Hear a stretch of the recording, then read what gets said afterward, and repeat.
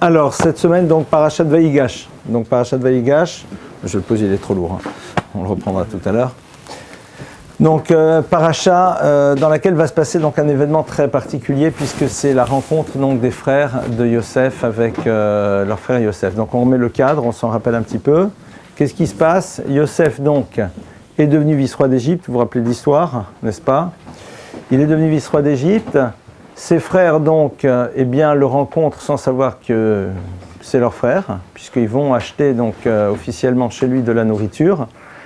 Et on a donc tout un système qui se met en place et qui va aboutir à la rencontre donc, entre Yosef et ses frères, alors que ceux-ci donc, ont été séparés pendant des années et surtout que ceux-ci l'ont vendu. Alors, si on essaie de se mettre les choses dans une perspective plus globale. Donc on a Yosef qui a été vendu. On s'en rappelle, il s'est retrouvé en Égypte. Il est devenu vice-roi d'Égypte de manière assez incroyable. Ses frères ne savent pas du tout ce qu'il est devenu, puisqu'il avait jeté dans un puits. Ils l'ont vu sortir du puits avec des Midianim qui l'ont pris et qui l'ont vendu, et ils ne savent pas où il a disparu. Et puis il y a une famine. Il y a une famine un petit peu partout, et donc Yaakov, leur père, va dire à ses fils « J'ai entendu qu'il y a en Égypte encore de la nourriture, allez en Égypte, allez acheter de la nourriture. » Et ils vont là-bas. Et ils se présentent devant qui? Eh bien devant quelqu'un qui est le vice-roi d'Égypte et qui au fond est leur frère. Et comme le dit le texte, Vayaker Yosef et Terav vem lo ikeru. Lui les reconnaît, mais eux ne le reconnaissent pas. Ils ne le reconnaissent pas pour différentes raisons. Une des raisons, c'est qu'ils l'ont laissé partir très tôt. Il avait 17 ans. Là, il a une trentaine d'années. C'est plus du tout le même visage. Il n'avait pas de barbe, il a une barbe. Et puis surtout, ils ne peuvent même pas s'imaginer que c'est leur frère. Et là, Yosef voit ses frères et met en place un processus qui est quand même extrêmement bouleversant. Il va les accuser d'être des espions, il va retenir un des frères chez lui, et il va surtout leur dire « Vous avez un petit frère, puisqu'ils lui ont raconté leur histoire, je vous demande de me ramener votre petit frère. » Et donc ils disent « Mais notre petit frère, notre père n'a pas envie de le lâcher, il a déjà son grand frère, entre autres, en l'occurrence Yosef, qui a disparu, son père ne le veut pas. » Il dit « Si vous ne revenez pas avec le petit frère, ne revenez pas. » Ils repartent, et puis résultat des courses, ils sont obligés de revenir, parce qu'il n'y a de nouveau plus à manger. Et là, ils supplient leur père, ils disent, écoute, on est obligé de prendre notre frère, parce que sinon, ça ne marchera pas. Il y a encore des places ici, si vous voulez. On est obligé de prendre notre frère, sinon ça ne marche pas.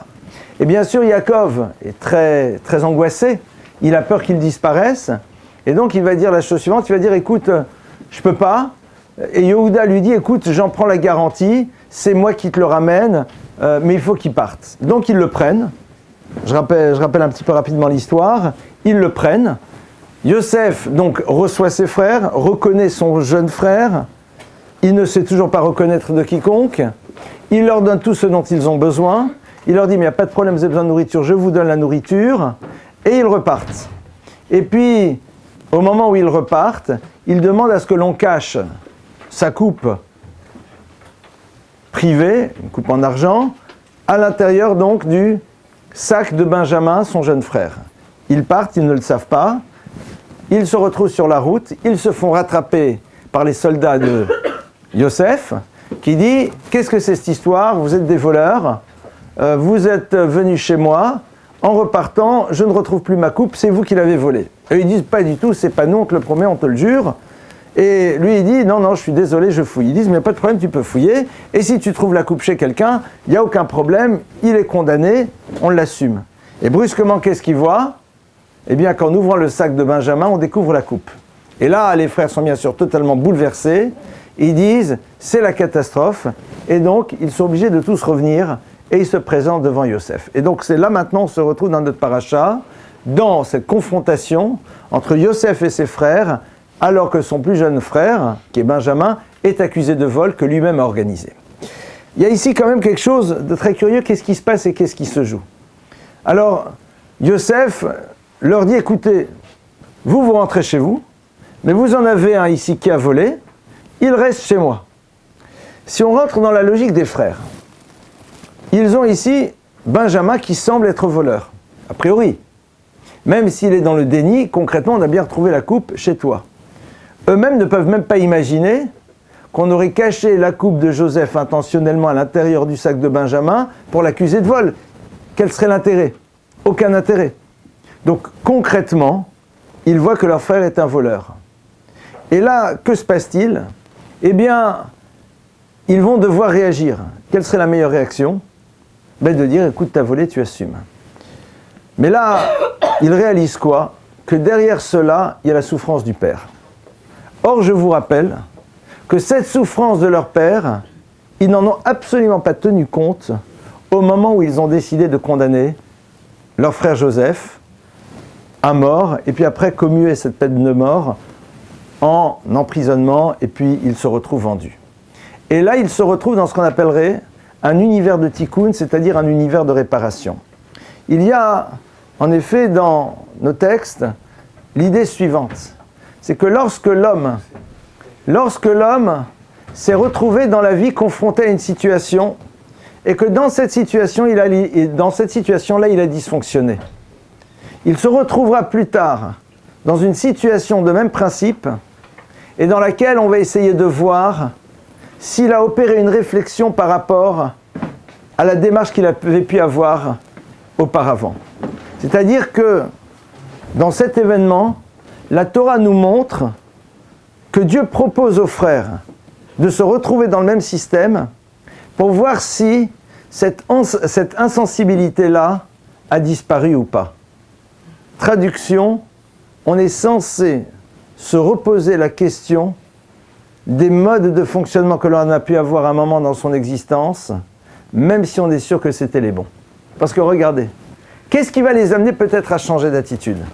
Ils vont dire ici, au fond, ce qui se passe, eh bien, c'est parce que nous n'avons pas eu pitié de notre frère lorsqu'il était en train de nous supplier. Mais attends, je ne comprends pas, quand vous l'avez fait, vous étiez totalement persuadé du bien fondé de votre démarche. Et à ce moment-là, vous étiez parfaitement conscient que votre père allait être bouleversé. Et vous entendiez parfaitement les supplications de votre frère Yosef qui vous demandait de ne pas le condamner. Pourquoi vous n'en avez pas tenu compte? Soit parce que vous n'avez aucun cœur, soit parce que, et c'est ça la bonne version, vous avez jugé qu'il était bien d'agir de cette manière, même au prix de la souffrance de votre père et de votre frère. Qu'est-ce qui fait que brusquement, ici, il y a cette forme de remise en cause? Ils sont en train de lier l'événement qu'ils sont en train de vivre à quelque chose qui s'est passé il y a plus de 12 ans. C'est quand même curieux. Si à la limite, l'histoire de la vente de Joseph avait eu lieu 6 mois auparavant, et que 6 mois après, ils se retrouvent dans une situation dans laquelle c'est eux maintenant qui sont en danger, on peut imaginer qu'ils fassent un rapport entre ce qu'ils ont passé il y a 6 mois et ce qui est en train de se passer maintenant. Là, il y a plus de 12 ans qui se sont passés. Qu'est-ce qui donne aux frères la capacité de relier immédiatement l'événement auquel ils sont confrontés par rapport à ce qu'ils ont pu faire il y a 12 ans, sans compter qu'il y a 12 ans, ils étaient persuadés d'avoir raison? Eh bien, la Torah est en train ici de nous apprendre quelque chose au fond.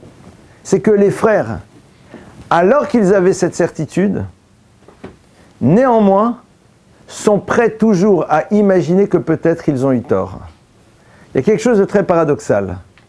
Être capable d'avoir une démarche qui se construit sur une certitude, mais être prêt, si un événement est là, pour nous remettre en cause, à imaginer que peut-être, eh bien, on peut se remettre en cause.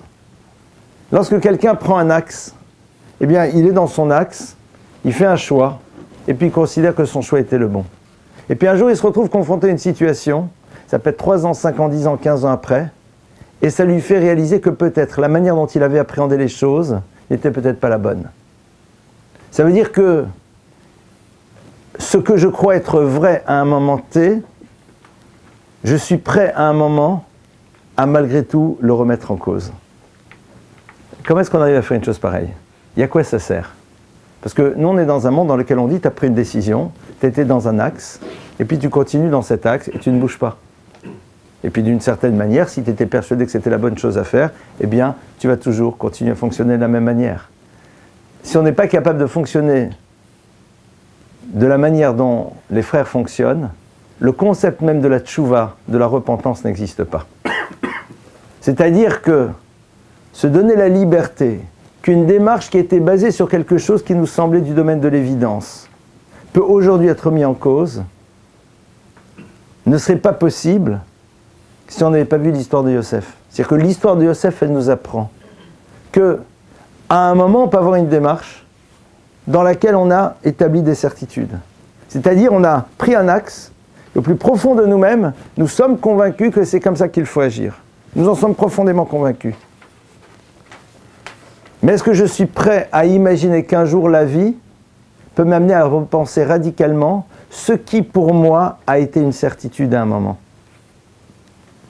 Quelqu'un qui fait une démarche de retour, c'est pas quelqu'un qui nécessairement a décidé que le rapport à sa judaïté, il s'en moquait, ça ne l'intéressait pas, il s'en fichait pas du tout.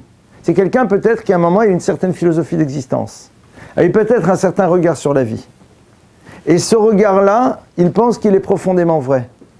Et dans une démarche de cohérence, il a eu une démarche au quotidien qui était là pour valider le choix qu'il avait pu faire.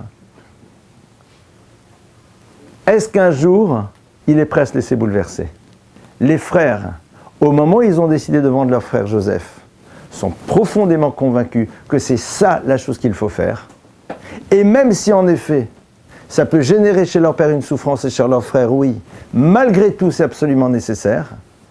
12 ans après, ils sont confrontés à une nouvelle situation et ils se sentent libres de dire « Mais est-ce que cette situation n'est pas là pour nous dire que ce que nous avions peut-être analysé il y a 12 ans, en connaissance de cause, en essayant d'être les plus honnêtes et les plus droits possibles, peut-être que quelque part on s'est trompé. » Ils n'en sont pas sûrs à 100%, mais ils l'éventualisent. Ça, c'est déjà le premier enseignement que je vais partager avec vous par rapport à cette paracha.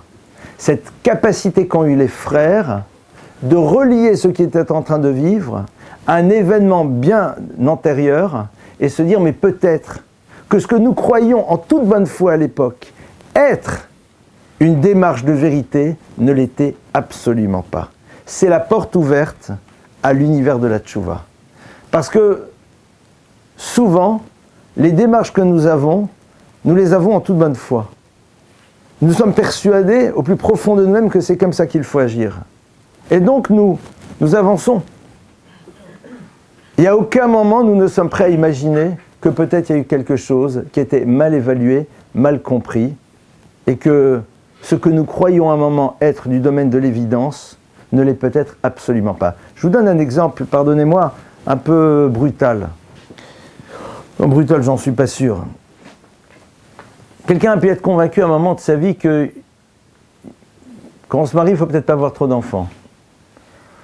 Parce que c'est compliqué le monde dans lequel on vit. Et qu'un enfant, il a besoin de présence, d'amour, il a besoin qu'on s'investisse par rapport à lui. Et que vraiment, en toute bonne foi, on est persuadé que c'est comme ça qu'il faut agir.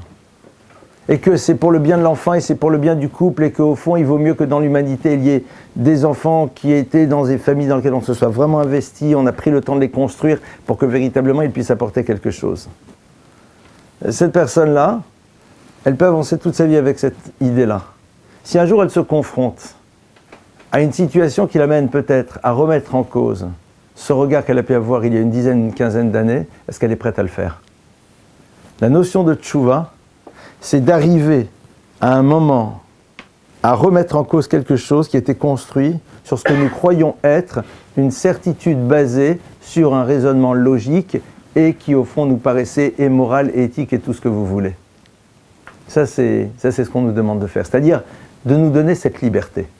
De nous donner cette liberté à un moment, de nous imaginer que peut-être toute la démarche qui était la nôtre, elle était basée sur quelque chose qui était inexact. C'est très dur. C'est très dur. Mais il faut se donner cette liberté. Et cette dimension-là, en vérité, on va la retrouver dans quelques versets. Puisque dans quelques versets, il va y avoir la rencontre justement entre Joseph et ses frères dans lequel il va se révéler à eux. Donc il y a un conflit qui se met en place entre lui et Yehuda. Yehuda dit, même pas en rêve, Binyamin, il revient chez son père, moi tu me prends prisonnier, je me suis engagé, il repart. Et Yosef voit que ses frères sont prêts à se battre pour Binyamin. Et là, on est dans le monde du tikkun, de la réparation. C'est-à-dire que Yosef a envie de voir si, brusquement pour eux, cette notion de la souffrance du père est suffisamment importante pour qu'ils soient prêts à aller jusqu'au bout d'eux-mêmes plutôt que de le faire souffrir. Il a envie d'être sûr que cette sensibilité-là, elle est présente. Parce que si cette sensibilité-là est présente, alors ils sont peut-être dans le regret de ce qu'ils ont pu faire il y a quelques années. Parce que de deux choses l'une. Ici, a priori, Benjamin est coupable. Il est objectivement coupable. Il a volé. Donc on n'est pas comme dans l'histoire de Joseph où eux ont pensé qu'il était coupable. Là on leur dit, vous voyez là, votre frère, il est coupable, c'est un voleur. Donc quand le pharaon dit, quand ce bonhomme-là, dont on ne savait pas que c'est Joseph, il vous dit, vous me le donnez, je le garde et il est en prison, il n'y a rien à argumenter. Alors pourquoi vous vous battez?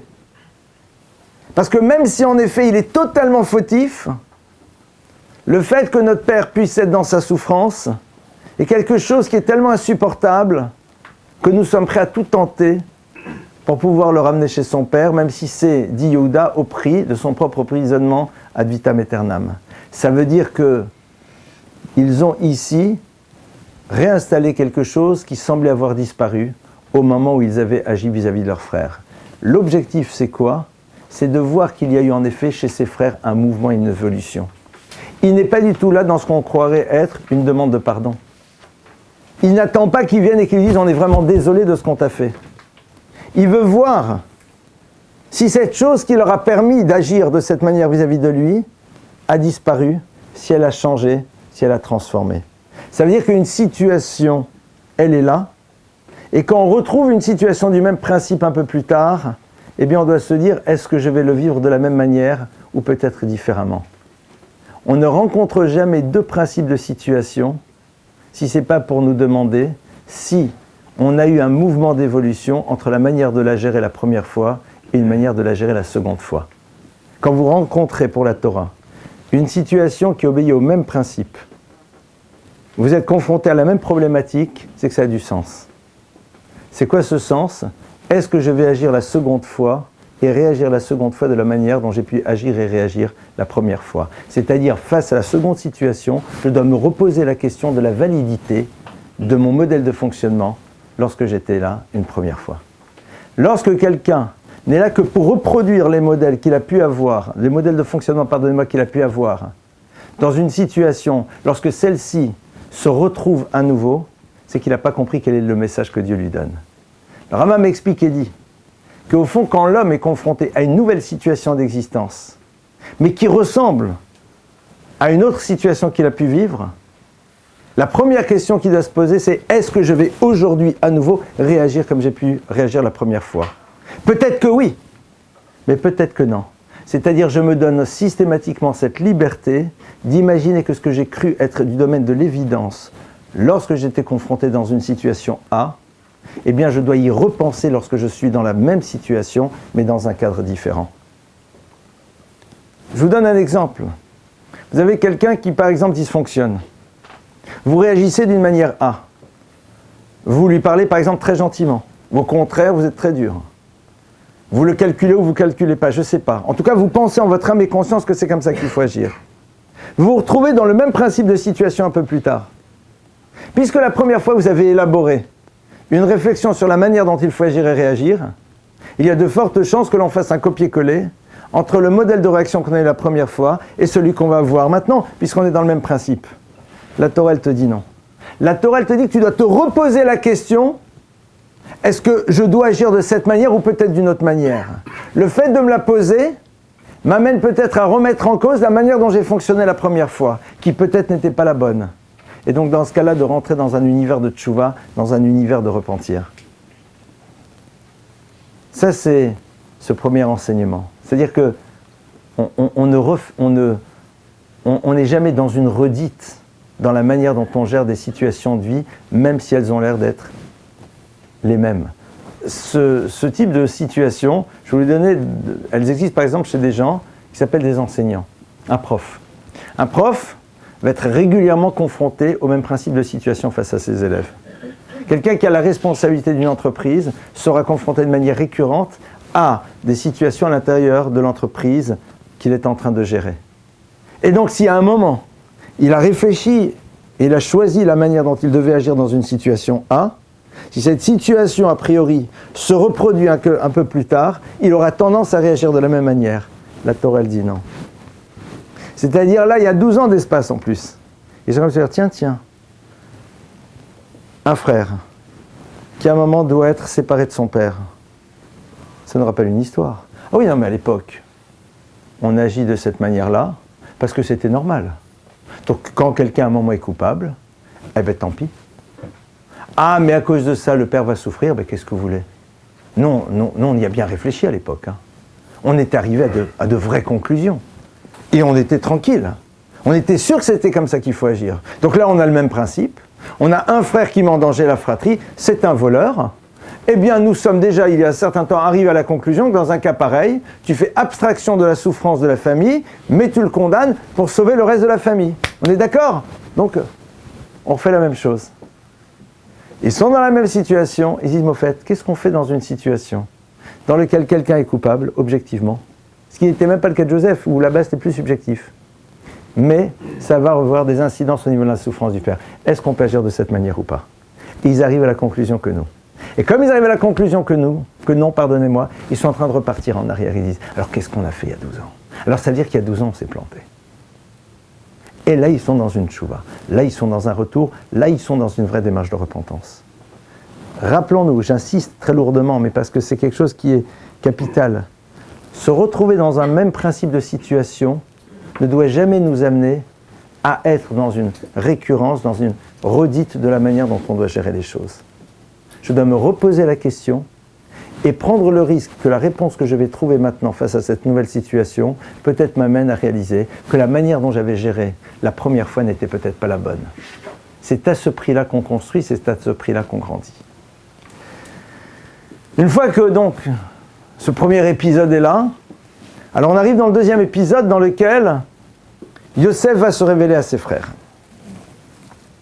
Et le texte nous dit que quand Yosef va se révéler à ses frères, alors d'abord il dit « Hotziu kol ish me'alai » sortez tout le monde. Yosef est le vice-roi, il a ses frères, il y a la cour qui est autour, il dit que tout le monde sort.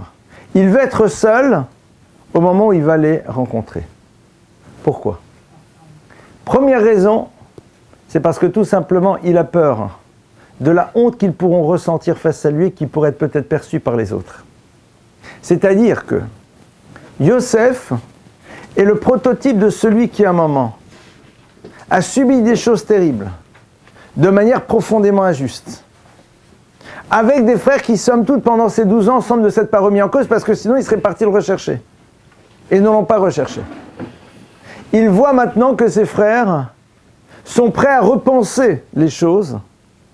Le fait de les avoir vus, eux, être prêts à évoluer, eh bien, fait que toute forme de ressentiment vis-à-vis d'eux disparaît. C'est-à-dire qu'il n'est pas dans le souvenir dès lors qu'il voit que l'autre a décidé d'être dans un devenir. Le devenir des frères, c'est être capable de se dire, ben, peut-être qu'il y a 12 ans on s'était trompé. Ah, vous êtes capable de vous le dire. Pourtant, concrètement, j'ai souffert. Mais le fait d'être prêt à vous dire, maman, peut-être qu'on s'est trompé. On a fait une erreur quand il était en train de nous supplier. Ça lui suffit pour dire, alors dans ce cas-là, il n'y a plus rien. À l'intérieur de moi-même, il n'y a plus rien dans mon cœur. D'où est-ce qu'on le voit? C'est parce qu'il a cette sensibilité extrême qui se révèle à ce moment-là. Je ne veux pas que mes frères ressentent une forme de honte au moment où je vais leur dire, je suis Joseph. Mais attends, s'il dit aux frères, je suis Joseph, alors ça va être bien sûr à la cour des il ne va pas leur dire, je suis Joseph, vous vous rappelez, vous m'avez vendu, etc., etc. Il n'est pas obligé de le dire. Il leur dit, je suis Joseph. Mais eux vont ressentir de la honte. Ils vont se sentir mal. Ah, mais les autres ne vont peut-être pas percevoir cela. Mais le fait, à un moment, de ressentir ce sentiment de honte, confronté au regard de l'autre qui ne le voit peut-être pas, est quelque chose de désagréable.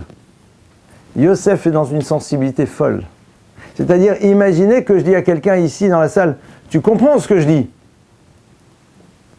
Personne ne sait à quoi je fais allusion. Peut-être que cette personne, à ce moment-là, au moment où je dis cette phrase, au plus profond d'elle-même, ça la bouleverse. Mais personne ne sait pourquoi. Les gens pensent que je lui ai juste dit parce que j'ai envie qu'ils le comprennent particulièrement. Il est où le problème? C'est que dans notre tête, on est persuadé que l'autre au fond sait. Et que ceux qui sont là ont compris, même s'ils n'ont rien compris. et ça crée un sentiment de honte.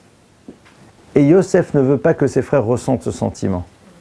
On ne peut avoir cette sensibilité que si on a totalement éradiqué toute forme de ressentiment vis-à-vis de l'autre. Le ressentiment qu'il avait vis-à-vis d'eux disparaît parce qu'il se rend compte que même si l'histoire était complexe, elle a aboutir sur quelque chose. Et qu'en plus, eux sont prêts à se remettre en cause. À partir de là, pourquoi vous voudriez que je garde le souvenir de votre dysfonctionnement, puisque vous êtes prêt à imaginer que vous avez dysfonctionné, et qu'en plus aujourd'hui le résultat n'est pas si catastrophique que ça. Ça c'est la leçon numéro 2 que Yosef est en train de nous donner. Yosef est en train de nous dire qu'on ne transporte pas avec soi un ressentiment. On ne vit pas sans arrêt avec le souvenir de ce que l'autre a pu nous faire. Au contraire, on est intéressé de voir dans le mouvement de l'autre quelque chose qui nous amène à penser que s'il l'avait su à ce moment-là, il aurait fonctionné autrement. Et donc à partir de ce moment-là, pourquoi lui en vouloir ? Si tu avais su à ce moment-là, si à ce moment-là, ce que tu viens de réaliser, tu l'avais réalisé, tu aurais agi comme ça ? Non. Donc tout va bien. Être capable de le dire, c'est simple. Être capable de le vivre, c'est beaucoup plus complexe. C'est, au fond, cette liberté que l'on donne à l'autre de pouvoir être dans le regret. De pouvoir être dans le regret dans lequel l'autre dit « Si j'avais réalisé au moment où je le faisais ce qui était en train de se passer, c'est évident que je ne l'aurais pas fait. » Donc c'est-à-dire que c'est le fait qu'à un moment tu n'as pas perçu certaines choses qui t'a amené à agir de cette manière. Ça me suffit amplement. Si quelqu'un vient et vous dit « Vous savez, je suis vraiment désolé, mais si j'avais perçu que vous alliez le vivre de cette manière, jamais j'aurais fait ça. » Ou si j'avais compris qu'il y avait quelque chose de difficile pour vous là-dedans, jamais j'aurais dit, jamais j'aurais agi de cette manière. Comment est-ce qu'on va fonctionner à ce moment-là ?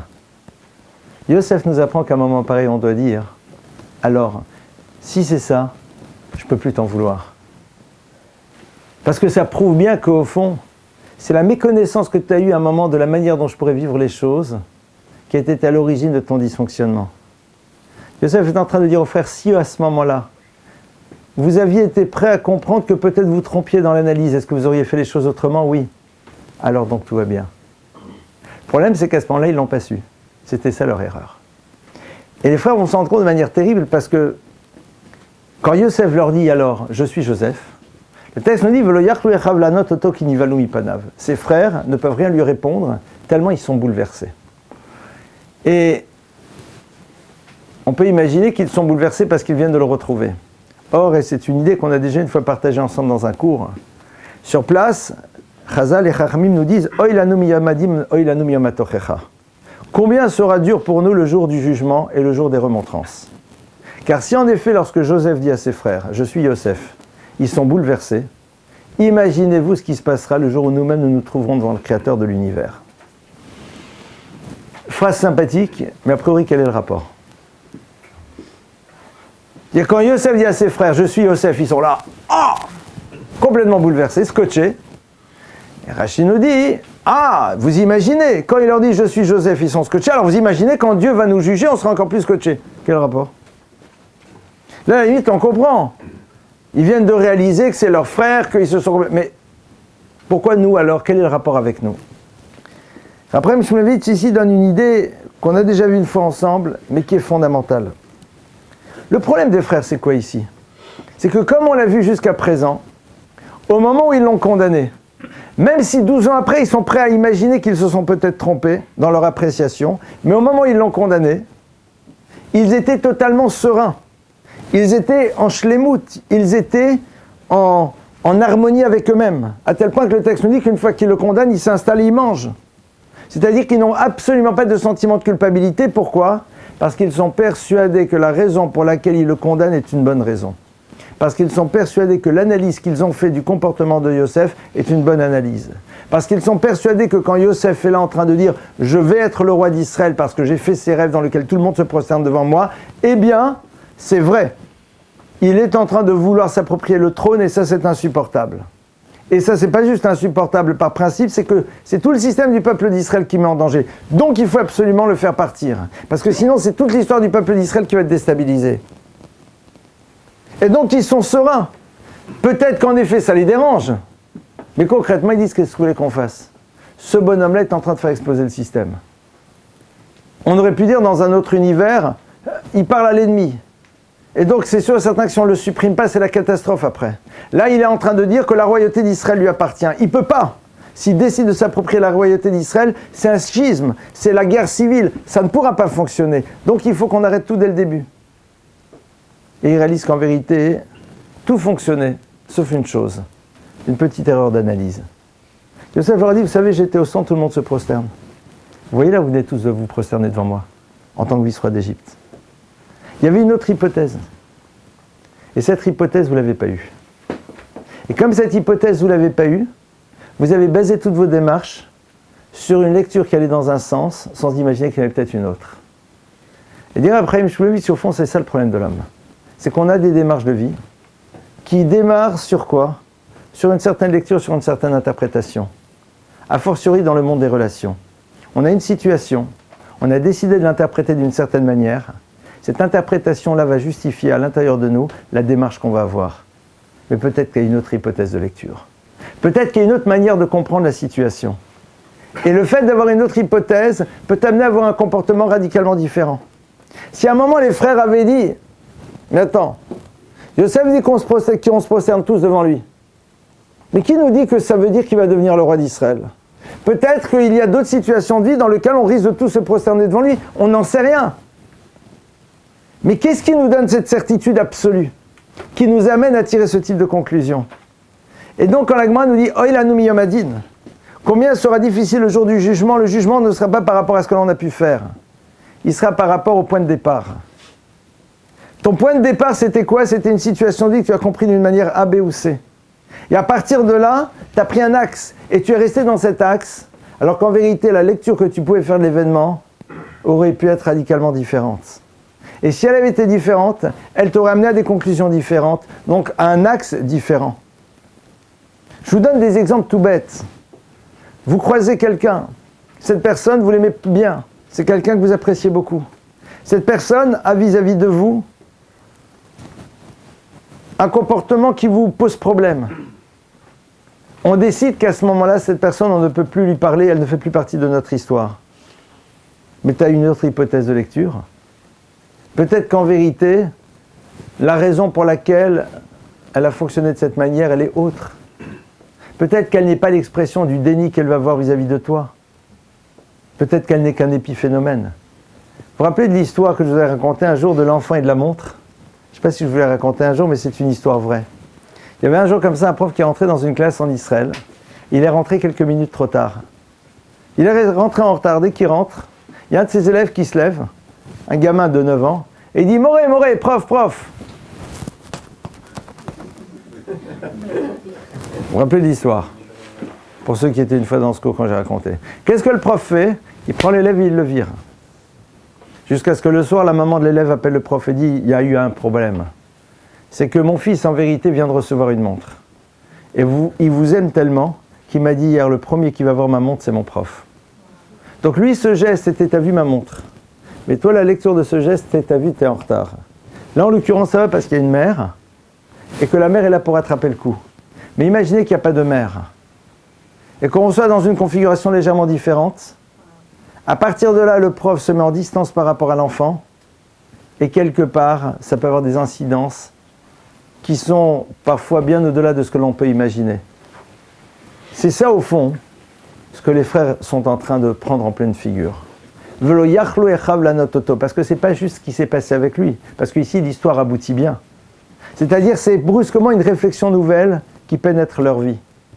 C'est que l'impossibilité que l'on se donne d'avoir une autre hypothèse de lecture d'une situation, eh bien, parfois nous amène à prendre un axe que l'on ne sera même pas prêt à remettre en cause parce qu'on est persuadé que le point de départ, il était bon. Alors qu'en vérité, peut-être que le point de départ, c'était pas celui-là. Seulement, tu en as fait une lecture et tu as décidé que c'était celle-là et il n'y avait pas une autre hypothèse de lecture. Et chacun d'entre nous, dans sa vie, devrait essayer de réfléchir et se dire, voilà, j'ai pris un axe de fonctionnement avec quelqu'un. Alors quand il est positif, ça va. Mais quand j'ai pris un axe qui ne l'est pas, c'est sur la base de quoi? Qu'est-ce qui fait que je perdure dans une manière d'être à l'intérieur d'une relation? Eh bien, c'est parce qu'il y a eu un point de départ. La plupart du temps, c'est un point de départ. Et le point de départ, est-ce qu'au fond, on a une autre hypothèse de lecture? Est-ce qu'on s'est donné cette liberté de comprendre les choses autrement, de les appréhender différemment, donc d'avoir un jugement différent? Le fait de ne pas se donner cette liberté peut créer un axe, et cet axe-là nous amener dans des directions qui ne sont pas du tout les bonnes. Et quelque part, un jour se réveiller et de se dire, mais au fond, le point de départ était radicalement faux, mon analyse était inexacte, c'est ce qui m'a amené là, alors qu'en vérité, peut-être j'aurais dû me trouver là. On est de nouveau dans cette paracha sur la problématique de la tchouva, c'est-à-dire de s'observer soi-même et de se dire, lorsque l'on est en train de prendre un chemin, essayez de voir quel est le point de départ. Si le point de départ, c'est une situation, si le point de départ, c'est la confrontation avec un enseignement, eh bien, essayons toujours de nous dire, est-ce qu'il n'y a pas une autre lecture possible? Vous savez, par exemple, vous avez des personnes qui vont entendre un jour un enseignement, ou qui vont lire un texte. Et ce texte les bouleverse, le texte leur pose problème. Et donc, comme le texte les bouleverse, le texte leur pose problème, alors, sur la base de ça, ils vont dire, bon ben, ça m'amène à certaines conclusions qui me vont faire prendre telle et telle direction. Mais peut-être que tu peux le comprendre autrement, le texte. Peut-être que quelqu'un peut te permettre de l'appréhender d'une manière différente. Est-ce que tu te donnes cette liberté? Et ça, c'est au passage ce qu'on apprend à faire très tôt à l'enfant quand il étudie, avoir une seconde hypothèse. Comment est-ce qu'on pourrait comprendre différemment cette situation? Comment est-ce qu'on pourrait comprendre différemment ce verset? C'est pour ça que les versets de la Torah sont souvent un peu complexes, parce que justement, ils nous proposent d'avoir différentes hypothèses de lecture, qui souvent sont au fond terriblement complémentaires, mais qui nous habituent en effet à nous dire, eh bien, peut-être que je peux comprendre les choses autrement. Peut-être que je peux les imaginer autrement. Je ne sais pas s'il y a ici des coachs dans la salle, mais je sais que les coachs, eh bien, parfois ont l'habitude quand ils ont un système de groupe, alors il y a des trucs très sympas. À un moment, on fait, je ne vais pas vous le faire maintenant, d'accord, ça serait intéressant à faire, on se met dans une certaine configuration, et on dit voilà, on prend les personnes, on les fait se tenir d'une certaine manière, et on dit maintenant, sans vous lâcher, essayez de vous détacher l'un l'autre. D'accord? Et souvent, les gens n'y arrivent pas. Parce qu'on a toujours le même principe de mouvement. On n'arrive pas à imaginer quelque chose, comme on dit, la tset milakoussa, de sortir de la boîte. Vous avez un certain nombre de points qu'il faut relier d'une certaine manière, on vous dit, allez, essaye de les relier. On essaye par toutes les manières de les relier, on n'y arrive pas. On est obligé de couper un moment, une ligne. Or, dans le principe, on ne doit pas le faire. Et puis ceux qui arrivent souvent, ce sont les enfants. Parce que les enfants sont capables d'imaginer de nouvelles hypothèses. Ils ne sont pas enfermés dans leur système, dans leur lecture classique. Ils sont capables à un moment de voir les choses avec une nouvelle distance et d'imaginer qu'on peut comprendre les choses de manière radicalement différente. Ça, c'est donc l'autre enseignement de la paracha. Oilanu miyamadin. Se poser la question, quel est le point de départ? Quel a été le point de départ, surtout dans l'univers des relations? Parce que dans l'univers des relations, ce sont souvent des situations qui créent des axes.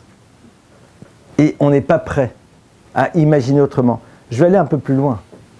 Si on n'est pas prêt à imaginer qu'il y ait une autre lecture de la situation, c'est qu'il y a peut-être des chances que nous soyons intéressés par la lecture que nous avons faite pour justifier parfois les désirs de distance que l'on veut avoir vis-à-vis d'un tiers, dans un sens comme dans un autre, ou alors des désirs de proximité qui n'ont pas leur raison d'être. C'est-à-dire, on voit quelqu'un a une attitude vis-à-vis de nous, et on va dire « Ah, c'est tellement gentil, donc c'est évident que cette personne ne veut que nous apporter. » Et on est dans cette hypothèse et on commence à avoir un axe, et on commence à fonctionner d'une certaine manière dans la relation. Peut-être à une autre hypothèse, qui est que ce que l'autre te donne, ce n'est peut-être pas pour toi, mais c'est peut-être pour lui, t'en sais rien. Et donc à ce moment-là, tu dois peut-être prêt à imaginer fonctionner d'une manière différente. Le fait d'envisager une autre lecture va t'obliger à réfléchir le pourquoi de la validation de ta première lecture. Quand vous n'avez pas de deux hypothèses, vous n'êtes pas obligé de valider l'une des deux. Quand vous en avez deux, vous allez être obligé d'en valider l'une des deux. Comment ça? En réfléchissant et en vous donnant les moyens d'être sûr de ce qui sous-tend véritablement le choix d'une hypothèse A ou B. Si vous n'en avez qu'une, vous n'avez pas besoin de la valider, puisque de toute façon, vous n'en envisagez pas une deuxième. Si vous en avez deux, vous êtes obligé de vous poser la question, pourquoi je choisirais A par rapport à B? Pourquoi est-ce que ça m'intéresse peut-être de choisir A plutôt que B? Quels sont les éléments rationnels qui me poussent à prendre ce choix de A plutôt que ce choix de B? Est-ce que ces éléments-là, je ne peux pas les trouver chez B? Qu'est-ce qui est à l'origine, au fond? La Torah nous demande, surtout pour des choix qui ont des dimensions impliquantes, d'être prêt à avoir cette démarche, d'avoir une autre perspective, d'avoir une autre lecture possible de ce qui est à l'origine d'un mouvement qu'on va prendre.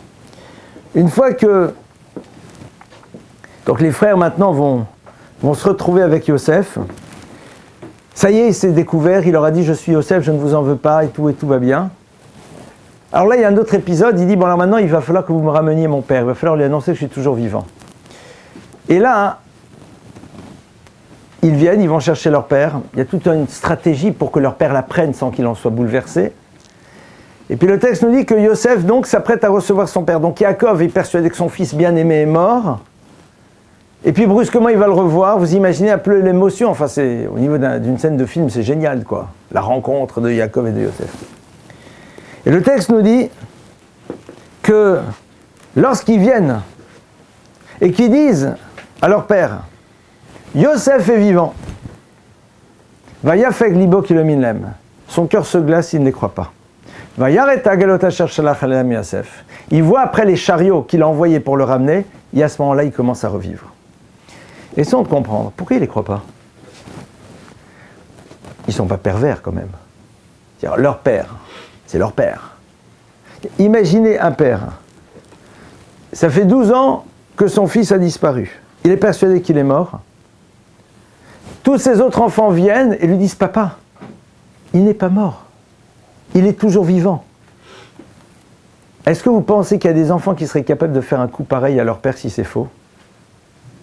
C'est inimaginable. Alors, pourquoi il ne les croit pas? Tu peux même pas t'imaginer que tes 12 enfants viennent, enfin tes 11 enfants viennent te faire une blague sur quelque chose d'aussi lourd.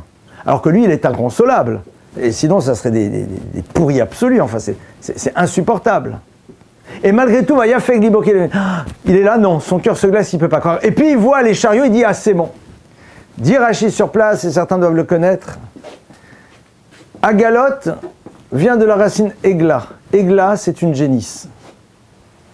Et Yosef, avant de partir rejoindre ses frères qui l'ont vendu par la suite, étudie avec son père un texte qui s'appelle Egla Arufa, la génisse à la nuque brisée, que je ne développerai pas maintenant. Quand il voit ces chariots, ça le renvoie à l'étude qu'il avait avec son fils il y a 12 ans, au moment où ils se sont séparés, alors là il peut revivre. Qu'est-ce qui se passe? On a ici une leçon qui est terrible. Yosef, on dit à Yaakov, Yosef vit encore. Mais qu'est-ce qu'on rajoute? Ils n'ont pas dit qu'il vit juste. Od Yosef Rai, v'rihu moshel beretz Mitzrayim. Et c'est un des patrons de l'Égypte. Il est ministre.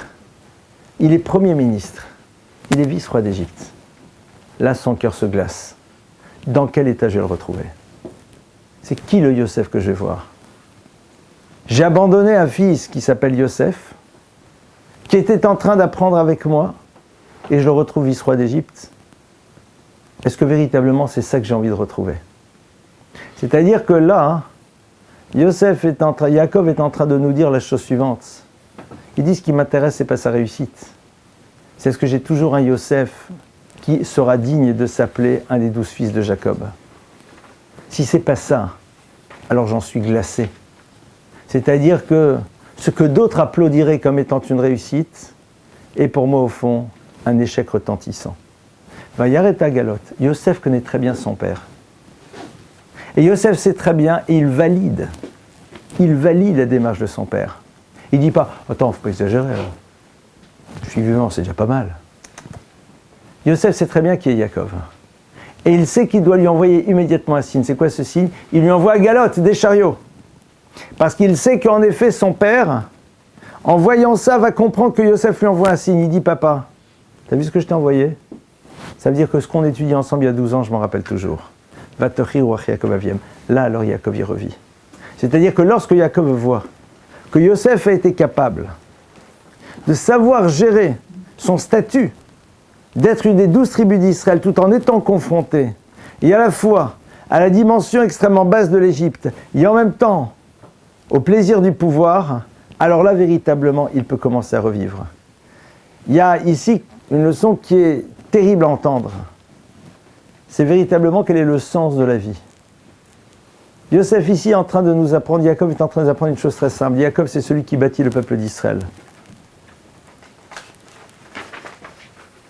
Le Chavetz Chaim, qui était un maître très célèbre, qui a vécu à l'époque, entre autres, du début du communisme en Russie, certaines personnes allaient le voir parfois pour lui demander des bénédictions pour avoir des enfants. Il disait, je ne suis pas sûr que j'ai envie de te bénir.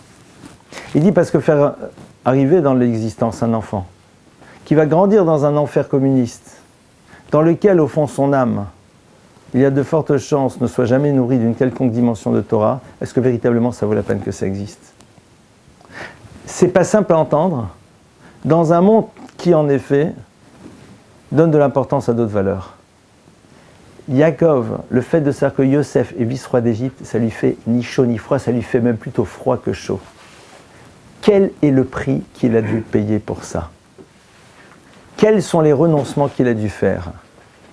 Quelle est la dimension de son identité qu'il a dû supprimer pour pouvoir être maintenant ce qu'il est devenu? Et s'il a dû y renoncer, quelque part, ça n'a pas de sens. Vayafog libo. Yosef valide. C'est-à-dire qu'au fond, Yosef, il est le prototype de l'individu qui, tout en étant confronté à ce qu'il y a de plus grand à l'époque, c'est-à-dire vice-roi d'Égypte, c'est très bien qu'au fond, pour le clan d'Israël, avoir une situation quelle qu'elle soit, si c'est au prix de sa spiritualité, ça n'a aucun sens. Parce que l'essentiel n'est plus là. Et c'est vrai que c'est pas simple, encore plus dans un monde qui nous demande parfois de mettre en balance notre spiritualité et en même temps notre réussite.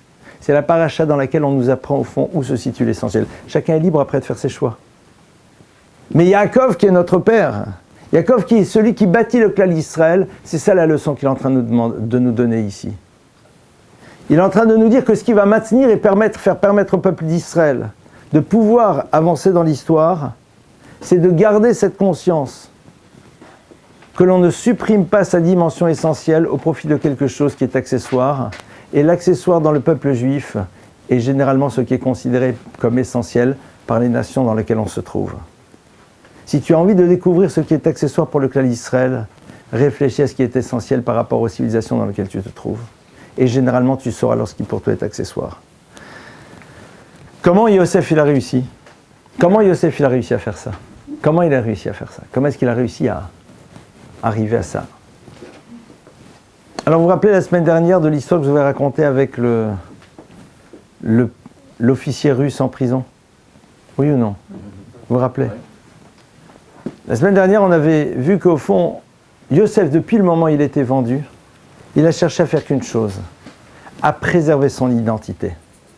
Préserver son identité, c'est-à-dire se donner les moyens de se rappeler ce qui lui donnait sa réelle valeur, pour ne pas laisser les valeurs qui sont extérieures à lui à un moment prendre la place sur les valeurs qui étaient siennes. Il s'est donné les moyens de les préserver. C'est-à-dire que si on n'entretient pas cet état de conscience, eh bien au bout d'un moment, on va être persuadé que ce qui s'appelle la réussite pour les nations dans lesquelles nous nous trouvons, s'appelle aussi notre propre réussite. Si on ne fait pas en telle sorte de se donner les moyens, de se rappeler de ça au quotidien, au bout d'un moment, il sera normal que dans le peuple juif, des parents applaudissent un enfant qui a une réussite sociale, même si celle-ci s'est faite au prix de l'essentiel. Parce que tout simplement, c'est pas donner les moyens de préserver ce regard. C'est un choix de nouveau. C'est un choix. Est-ce que je me donne les moyens de pouvoir réussir à ne pas applaudir une réussite qui s'est faite sur les cadavres de ta spiritualité? Est-ce que je suis capable de m'en donner les moyens? Et pour s'en donner les moyens, il faut être capable aussi à un moment de se positionner face à un système qui ne comprendra pas cela, parce que tout simplement, ce ne sont pas les valeurs qu'il a décidé de développer. C'est pas simple. Yosef, c'est ce qu'il a réussi à faire en Égypte. S'il a réussi à le faire en Égypte, c'est que quelque part, il nous montre un chemin. Son chemin-là, ce chemin-là, on va pouvoir nous aussi, quelque part, nous l'approprier et le mettre en place dans notre propre existence. Qui Yosef a eu en Égypte? Yosef s'est marié en Égypte. il a eu 2 enfants. Et ces 2 enfants-là, on le verra la semaine prochaine, eh bien ces 2 enfants ont réussi eux aussi à intégrer ces dimensions-là alors qu'ils ont grandi dans l'univers de l'Égypte. Pourquoi ?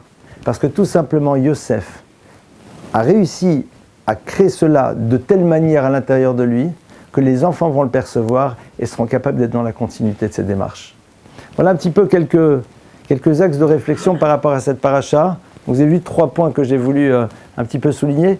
Le 3e, il n'est pas simple à entendre, les autres non plus aussi, parce qu'à un moment, ça crée un positionnement de plus en plus difficile par rapport aux univers dans lesquels on se trouve. C'est-à-dire quelque part, là, on pourrait presque qualifier ce discours à un moment d'un peu démagogique. Oui, la Torah, à un moment, elle affirme ça. Et Yosef l'affirme, et ça, c'est l'enseignement qu'il nous donne.